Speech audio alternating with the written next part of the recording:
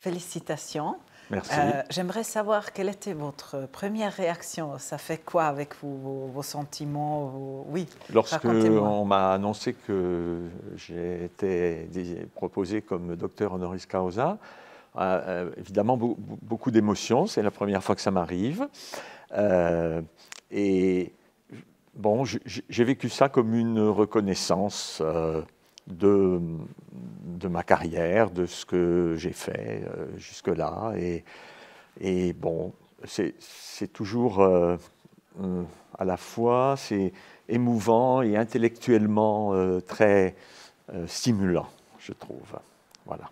Vous avez mentionné votre carrière, vous avez Oui. une méthode très singulière. Alors moi, je ne comprends pas du tout le droit. Peut-être que vous pouvez expliquer dans des termes simples aux gens que vous faites exactement. Oui, alors je ne sais pas si on peut dire que ma méthode est très singulière. En fait, bon, je fais depuis quelques années du droit comparé, mais le droit comparé, ce que je fais, c'est axé sur la comparaison des droits français, belges et luxembourgeois, qui sont trois droits qui sont très proches, puisque la Belgique et le Luxembourg ont reçu le Code civil français au XIXe siècle. Or, habituellement, les gens qui font du droit comparé, ils comparent plutôt avec des droits qui sont très différents. Et moi, j'ai commencé à m'intéresser aux droits qui sont différents, mais seulement par des nuances, par des petites choses.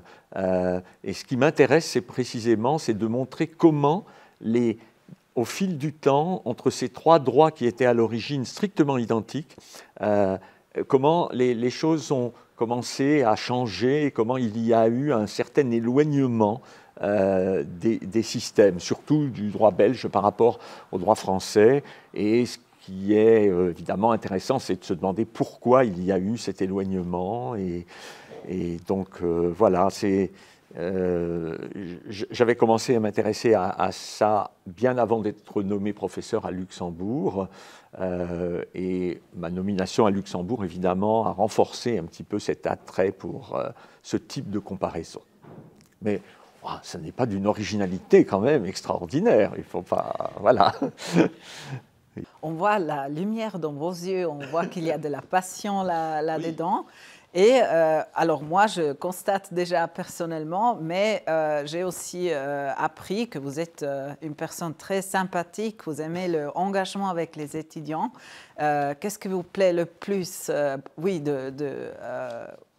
vous engager pour les jeunes? Peut-être parce que je suis passionné, effectivement, et que, voilà, lorsque j'ai commencé les études de droit, j'ai fait ça un petit peu, non pas par hasard, mais parce que je voulais être avocat. Et puis, en fait, j'ai découvert dès la première année que le droit, ça me plaisait. Mais en même temps, je trouvais que j'avais, j'ose à peine dire ça, mais j'avais des enseignants, enfin au moins un enseignant en droit civil, précisément, la matière dont je suis devenu spécialiste. J'avais un enseignant que je trouvais vraiment pas bon.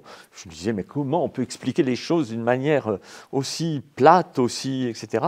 Et je vous à peine le dire parce que c'est ça qui m'a donné envie de faire mieux et de devenir enseignant pour essayer d'allumer l'étincelle chez les étudiants.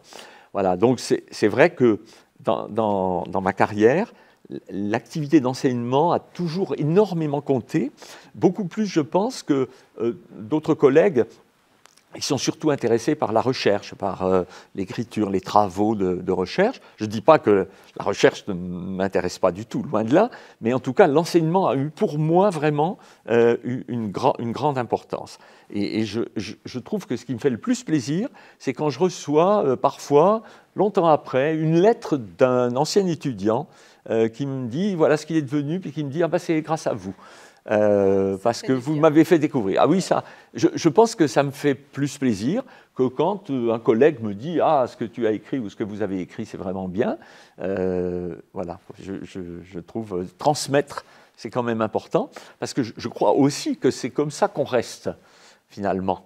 C'est comme ça qu'on survit, parce qu'on n'est pas absolument sûr que ce qu'on a écrit dans 30 ans, etc., ça restera, mais en revanche, si on a su transmettre un peu des choses aux étudiants, ben ensuite ça peut aller se transmettre aux générations futures. Donc voilà, j'ai l'impression de semer ma petite graine. Je suis vraiment, je me réjouis pour vos étudiants. Peut-être un conseil à leur donner aux jeunes qui aimeraient, oui, étudier le droit ou faire une carrière, oui, comme vous. Un conseil à leur donner avec vos étudiants. D'abord, si vous n'aimez pas ça, si vous vous ennuyez, faites autre chose. Parce qu'en plus, le droit a la réputation d'être quelque chose d'ennuyeux, d'aride, etc. Or, ce n'est pas vrai hein, quand on commence vraiment à s'y intéresser. Donc là, je crois, soyez absolument sûr de ce que ça, vous avez envie de le faire, vous y trouvez un quelconque intérêt. Et puis, alors ensuite, je crois qu'un des conseils que moi je donne, c'est n'attendez pas tout de votre enseignant, de vos enseignants. Et j'écris toujours au tableau, j'écrivais, puisque maintenant je suis émérite, je n'enseigne plus, hein, mais j'écrivais toujours au tableau au début, au premier cours, quelque chose qu'on m'avait présenté comme étant un proverbe chinois. Mais ça ne doit pas être, je ne sais pas, je ne suis pas sûr de l'origine. Alors, j'écrivais, le maître dit à l'élève où est le puits et où se trouve le seau, et l'élève va puiser l'eau dans le puits. Et je trouve que, voilà, c'est la conception que j'avais de l'enseignement, et je pense que faire comprendre aux étudiants que tout n'est pas dans ce que dit le professeur, mais dans ce que l'étudiant aussi lui-même va apporter, je crois que ça c'est très important.